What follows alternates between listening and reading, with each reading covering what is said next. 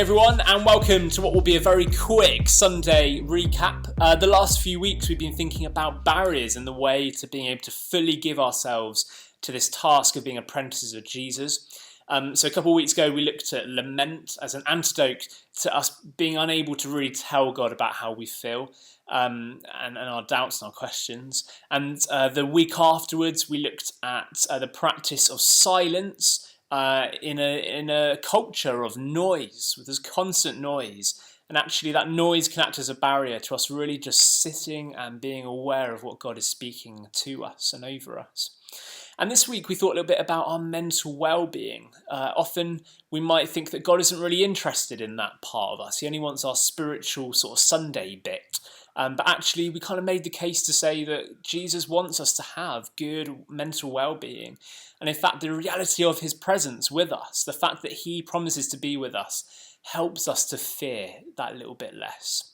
And so we did a couple of activities near the start. Perhaps you'll remember that iceberg activity. We thought about under the water, kind of all those emotions that bubble up inside of us, those feelings of fear, anxiety, those insecurities, those struggles, those questions. And we thought a little bit about how that looks above the water, how we might become more self-aware about actually how we act when we're feeling those things. And that was a really helpful conversation. We also looked at this great new resource that our friends at Youthscape have developed called beheadstrong.uk. We would really encourage you to check that out. Emily gave a great review and I think she found that really helpful. And so do check that out. We also had some freebies that we gave away. I've got a few left, so if you would like some free postcards with quotes on that are really encouraging and a badge that says fear less, do let me know and I'll pop one through your door if you missed out on Sunday.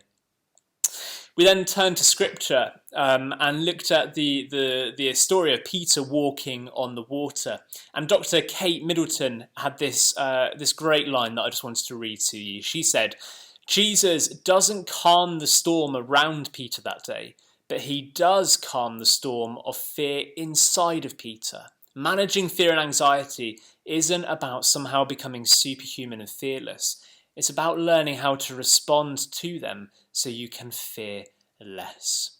And we had some great conversations just about how we manage and support one another in our mental well-being.